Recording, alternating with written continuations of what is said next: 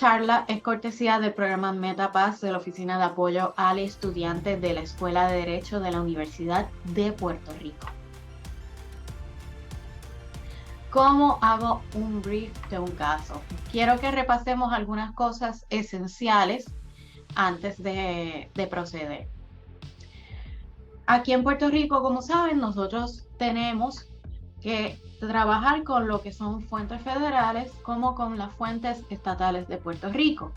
En la pirámide trabajada en el libro La investigación jurídica del doctor Luis Muñoz Argüelles y la doctora Migdalia Fraticelli Torres y el licenciado Víctor Muñiz Argüelles, ellos establecen que la pirámide de las fuentes federales comienza con la Constitución de Estados Unidos, las leyes y los tratados internacionales aprobados y ratificados por el Congreso, los reglamentos de las agencias federales adoptados conforme a los poderes delegados del Congreso y los decretos presidenciales, y la jurisprudencia del Tribunal de Estados Unidos, con la advertencia de que esta siempre ocupa el mismo rango que la fuente primaria que interpreta, sea esta la Constitución, una ley o un reglamento. Mientras que las fuentes puertorriqueñas comenzamos con la Constitución del Estado Libre Asociado de Puerto Rico, las leyes aprobadas por la Asamblea Legislativa y las leyes españolas aún vigentes, como ejemplo la Ley de Costo de Puerto Rico, es una ley española que continúa con su vigencia aún al día de hoy y que por no ser incompatibles con las leyes federales, como muchos de ustedes saben, las leyes federales a veces tienen campo ocupado, y las aprobadas por nuestra Asamblea Legislativa.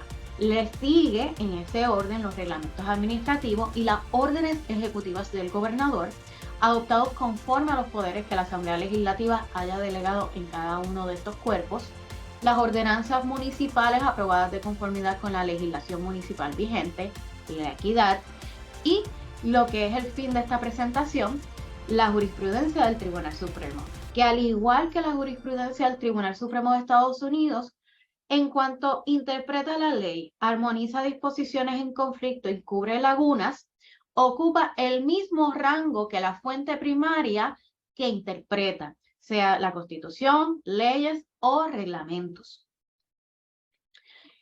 Esenciales del Tribunal Supremo. Es el recurso de última instancia en Puerto Rico y tiene jurisdicción original en recursos extraordinarios. Esto puede ser un mandamus, que es para ordenar a una persona funcionaria pública, juez, jueza o corporación a que cumpla con su deber en ley. Un habeas corpus, que es cuando una persona ha sido encarcelada de manera contraria a la ley. Un quo warranto, para cuestionar la autoridad con la que se toma una decisión. Y un auto inhibitorio, que es para pedirle a un juez que se abstenga de resolver un caso. ¿Por qué se le puede pedir a un juez que se abstenga de resolver un caso? Muy probablemente porque haya un conflicto de interés.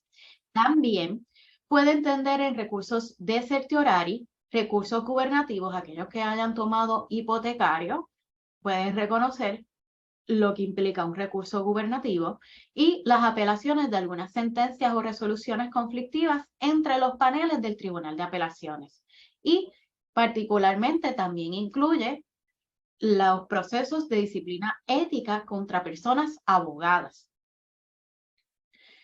En cuanto al Blue Book, que es el sistema que establece el formato de citación, en su regla 10 en cuanto a jurisprudencia nos aplicaría lo que es para el Tribunal Supremo de Puerto Rico. La colección del TSPR comprende el cúmulo de las opiniones jurisprudenciales según son publicadas por el tribunal. Esta colección es solamente para propósitos, bueno, no solamente, sirve para los propósitos de difundir las decisiones de una forma mucho más rápida de nuestro más alto foro, previo a la publicación definitiva en el DPR o Decisiones de Puerto Rico. Siempre que ustedes citen la colección del Tribunal Supremo, o sea, TSPR, tienen que mencionar el año del caso, el número que le fue asignado en el TSPR y luego la página en que se encuentra la cita. Los casos del tribunal usualmente los van a citar de DPR o Decisiones de Puerto Rico. Y para aquellos casos en que no esté disponible aún el DPR, utilizan la versión del Poder Judicial .pr. Esto es una copia exacta de la decisión publicada como TSPR. Si se fijan aquí, les tengo la citación del caso de Pérez Rodríguez versus López Rodríguez, 2022, TSPR 95. Si se fijan, este sería el formato de una citación de un caso con DPR. Primero va el número del volumen, luego el nombre abreviado de la colección, le sigue el número de la página, la corte, si fuera quizás una corte de apelación o una corte estatal a nivel de Estados Unidos, y el año. Aquí, otra cosa importante. Cuando ustedes estén viendo un caso, muchas cosas importantes tienen que ver con su nombre para ustedes rápidamente identificar si es una decisión de un caso civil, si es un caso ex parte, si es un caso en representación de un menor de edad, si es un caso penal o si es un caso INRE. Usualmente los INRE los tendemos a asociar mucho con las opiniones que tienen que ver con casos disciplinarios contra personas abogadas, pero también el Tribunal Supremo puede establecer INRES como parte de comisiones, estudios, evaluaciones, y son parte de que, como les indiqué anteriormente, tienen que ver con asuntos propios del tribunal. Otro ejemplo, a base de la regla 10 del Blue Book, en cuanto al Tribunal de Primera Instancia, al Tribunal de Apelaciones, si ustedes se fijan aquí, aquí tienen el número del caso, la fecha y el tribunal del donde procede.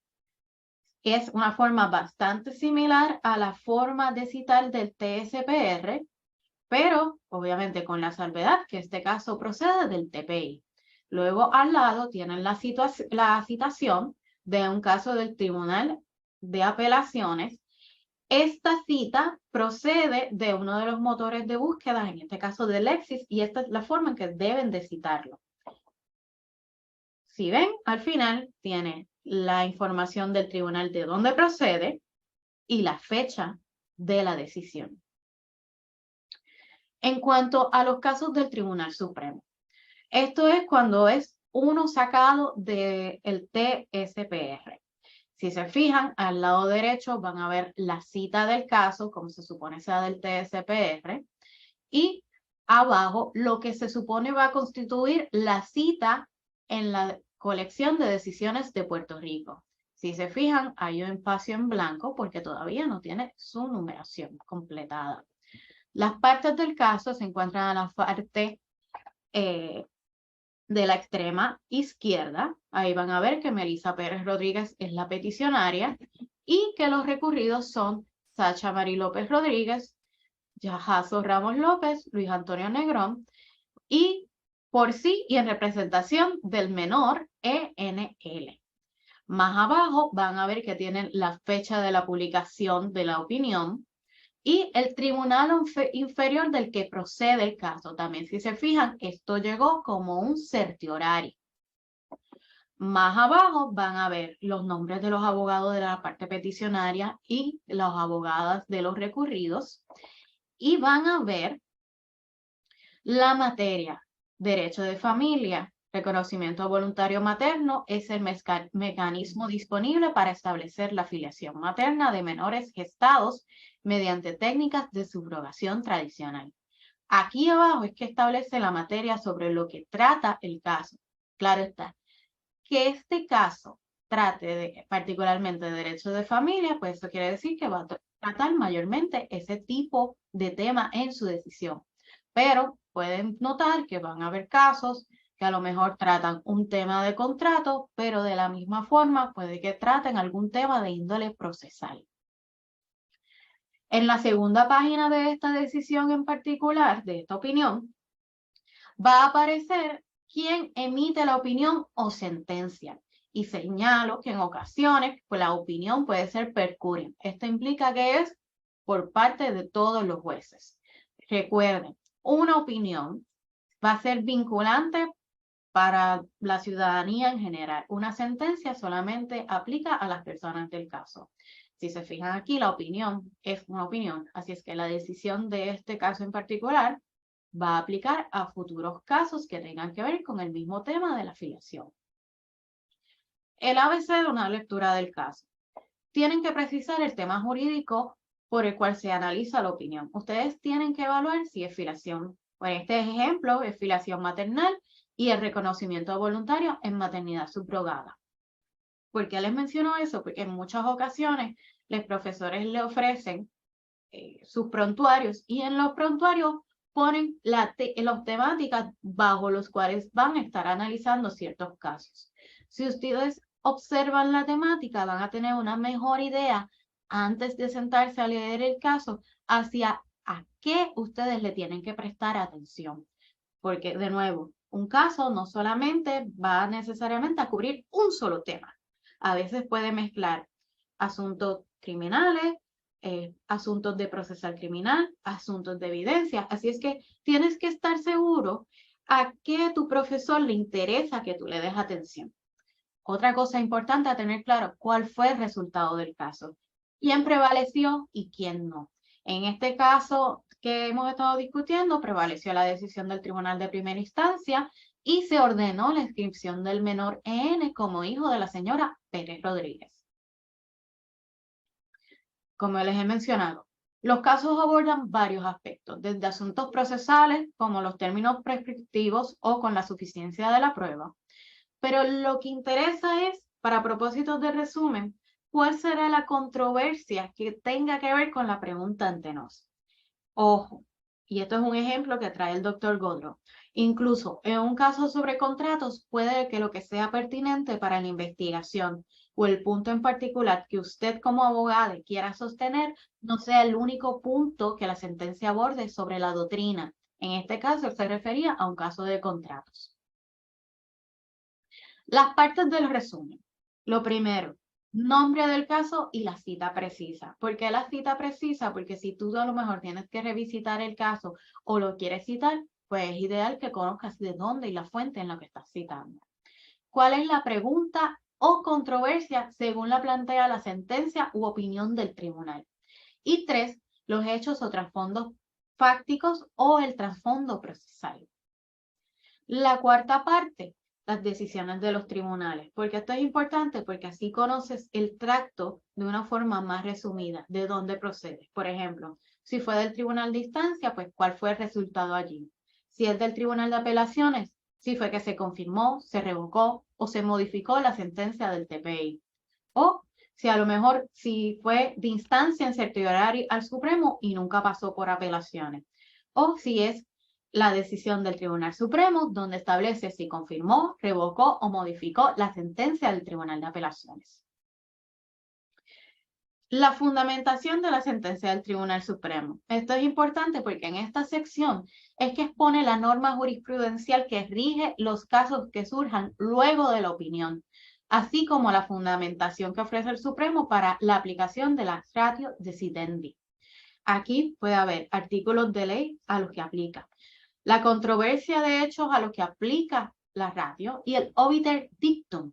El dictum es un pronunciamiento de derecho que hace el tribunal a pesar de que no hay hechos o planteamientos jurídicos en el caso que tengan que ver con la controversia.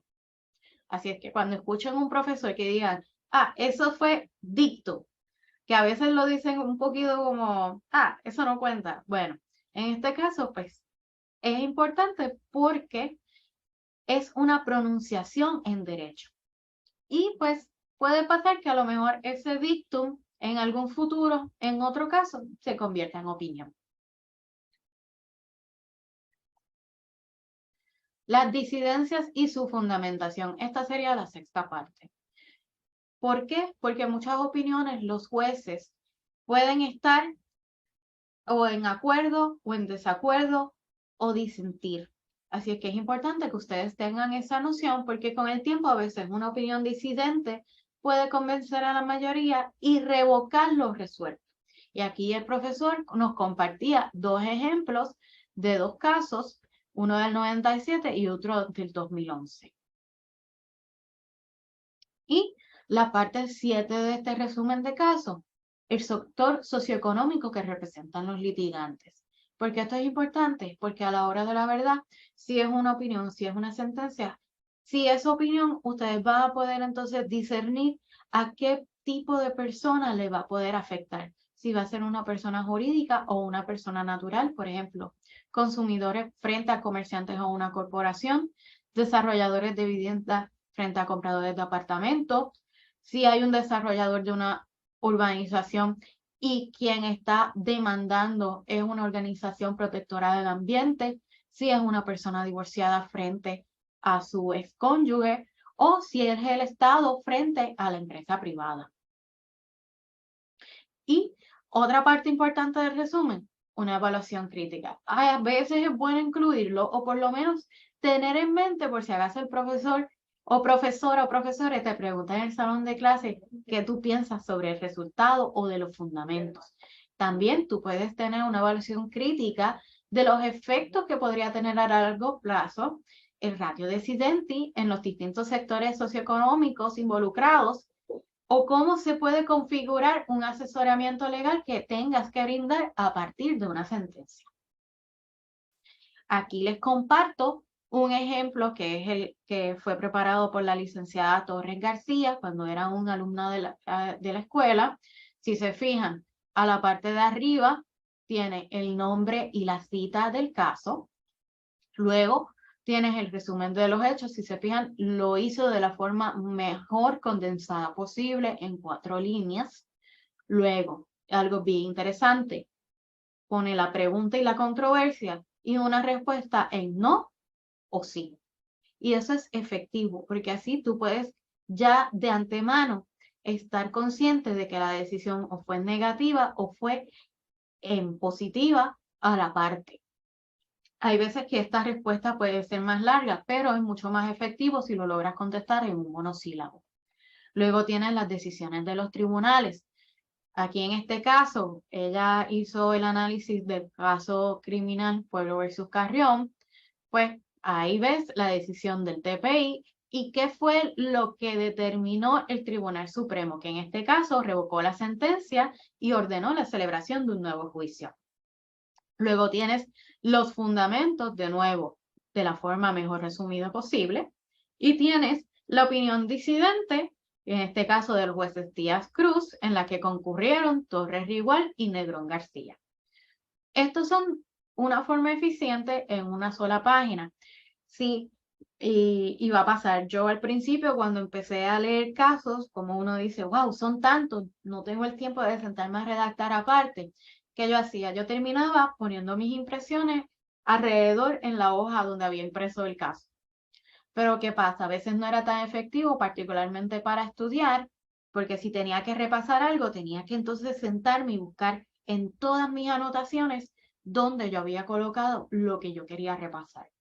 Luego, cuando conocí y tuve la dicha de tomar una clase con Alessandra, ella nos compartió a todos su sistema de hacer resumen, que ella pues me mencionó que se inspiró en uno compartido por la profesora Labadí y nos compartió este sistema. Definitivamente ahí aprendí a hacer resúmenes de caso. No sé si tengan alguna pregunta que quieran que enfatice o que repase. De cualquier forma, me gustaría que me evaluaran, me dejaran saber cómo puedo mejorar más estas presentaciones y qué otros temas le podría ser de interés para el futuro.